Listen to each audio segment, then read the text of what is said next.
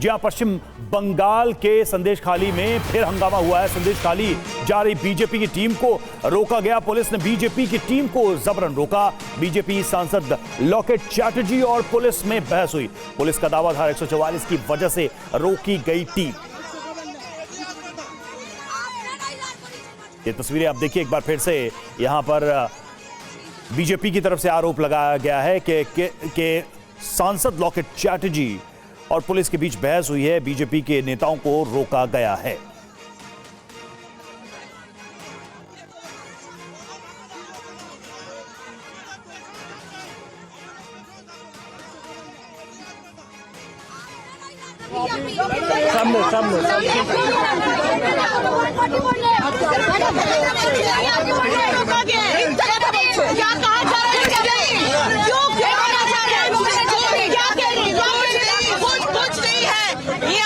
संदेशखाली में 144 लगाया है।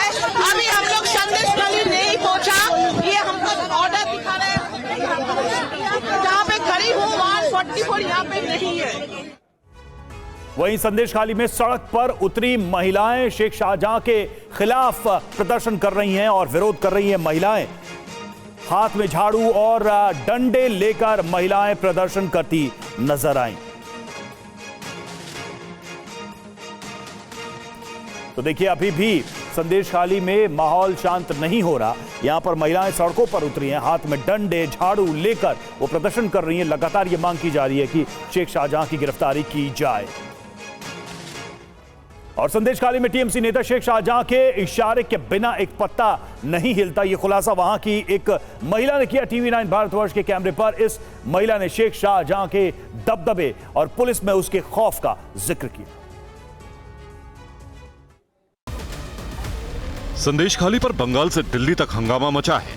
उसी संदेशखाली से एक महिला 17 साल की उम्र में लापता हो गई। ये मां अपनी बेटी की तलाश में खाक छानती रही। इसी दौरान 2020 में उसे अपनी बेटी के कृष्णा नगर में शादी की बात पता चली।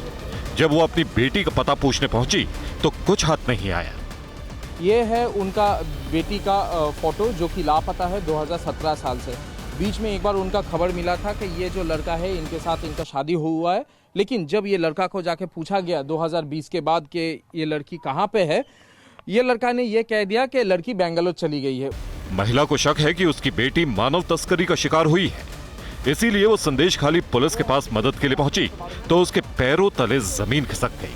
महिला का दावा है कि मुकदमा दर्ज कराने के लिए भी शेख शाहजहां की सिफारिश चाहिए। ये बात उससे पुलिस वाले ने कही।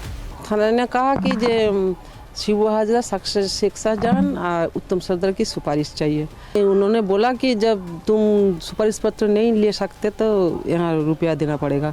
हालांकि बंगाल के डीजीपी राजीव कुमार ने इस महिला से मिलकर उसे मदद का भरोसा दिया है, लेकिन महिलाओं के दावे सही माने तो संदेशखाली का सच कुछ और है। संदेशखाली में टीएमसी नेता शेख शाहजहां की मर्जी के बगैर पुलिस की भी नहीं चलती। ये वही शेख शाहजहां है जिस पर महिलाओं के यौन शोषण का इल्जाम है। इन आरोपों के बाद से ही दिल्ली तक खलबली मची है। আমাদের অত্যাচারগত জমি জায়গা এখানে অত্যাচারিত হতাম দিন রাত, দিনের পর দিন, রাতের পর রাত। পার্টি অফিসে মিটিং এর নাম করে এনে বসে রাখতো। পার্টির মিটিং 12টার সময়। तो संदेशखाली में देखिए अभी भी महिलाएं सड़कों पर हैं। लगातार वो टीवी9 से बात कर रही हैं और अपनी शिकायत भी दर्ज करा रही हैं। एक तरफ बीजेपी के नेता जो वहां पहुंचना चाहते हैं उनको भी रोका जा रहा है। एक बार फिर से धारा 144 का हवाला दिया जा रहा है। रविशंकर दत्ता हमारे संवाददाता हमारे साथ जुड़ चुके हैं। रविशंकर, तीन सिचुएशन अभी की अभी बनी हुई हैं, ऐसा लग रहा है। एक तरफ सड़कों पर महिलाएं आकर विरोध जता रही हैं, गिरफ्तारी की मांग कर रही हैं शेख शाहजहां की। दूसरी तरफ अभी भी शेख शाहजहां फरार है, पुलिस के हाथ से बाहर। और तीसरा कि बीजेपी के नेताओं को अभी भी रोका जा रहा है वहां पहुंचने से। जी बिल्कुल, ये एकदम सच है। आज लॉकेट चैटर्जी और महिला मोर्चा के बाकी जो लोग हैं वो जब आने की कोशिश की उनको रोका गया।